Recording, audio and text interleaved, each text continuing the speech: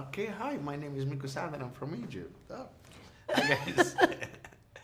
Good to see you. How are you? Good. Good. Congratulations on the film. It's great. Thank you. It's packed with a lot of beautiful stuff.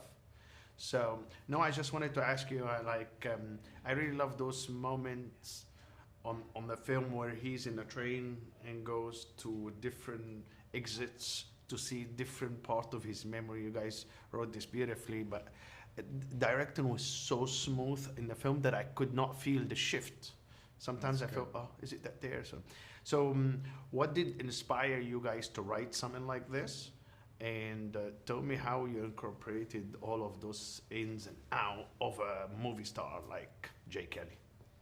Well, I think we wanted, it was important to us that they feel like memories, some sort of cinematic equivalent of memories, and memories are, they do just kind of occur to us or come to us, or a thing will trigger them, or they, in a sense, sort of like they're on the other side of the door, like that we could walk right out and you could, revisit that point in your life. And so it was both a kind of magical and also ordinary concept in a way, and so we wanted to come up with a way of doing it that would feel that way, and it was something we worked a long time on sort of figuring out how to do, and we sort of solved it, I think, with almost the simplest way, which was to build the sets right up next to each other, so he really is just walking from the plane right onto the stage from his childhood acting class. So or in the train, he is going,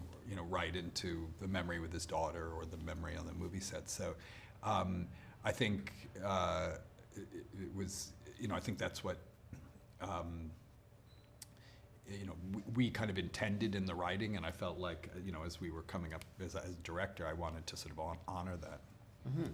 And Emily, you guys wrote together.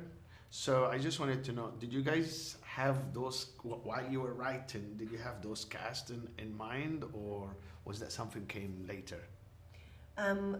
Pretty early into the writing process, we definitely were talking about the main cast, the sort of George and Adam and Laura. Adam and Laura had worked with Noah before, and are all friends, and as George himself has said, there are only about 3 people in the world that could play that part, so we were very lucky that he said yes.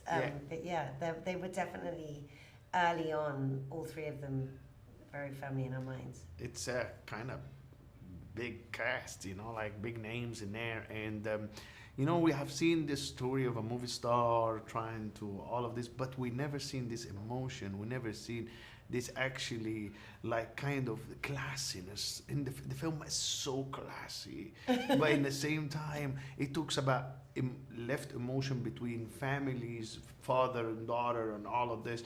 What are, in 10 years, this question to both of you, I want to know, what would you want the people to, to come, to get from the film in 10 years?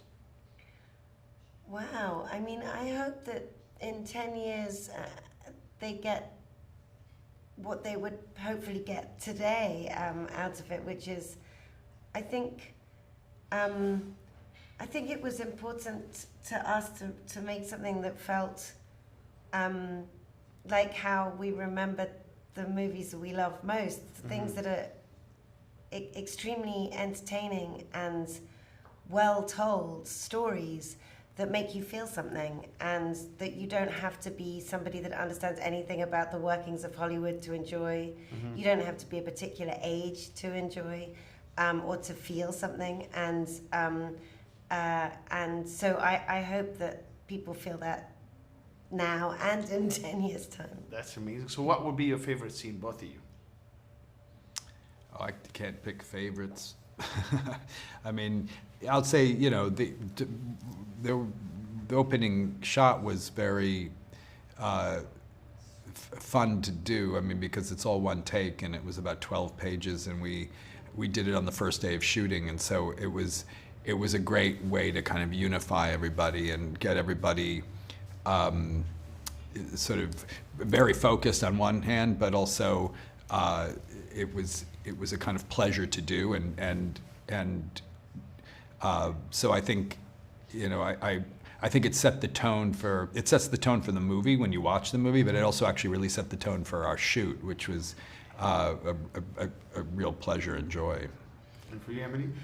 Well, I was just madly racking my brains and thinking, I mean, there's so much that I love, but I think there's a thing that always I find really satisfying to watch is this moment where the young Jay eats the magazine. It's just so, I mean, because of course the words are I mean, I don't know, can we talk about our own words like that? But sure. Brilliant.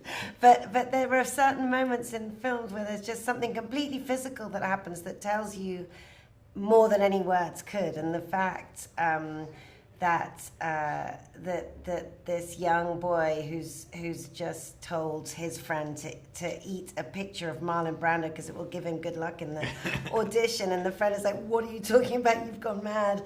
And then we see him do it kind of behind his back, and it's such a sort of the perfect physicalization of his, I suppose, kind of ambition at that moment, and it's funny but also weird, and I don't know. I really get a kick out of that. Yeah,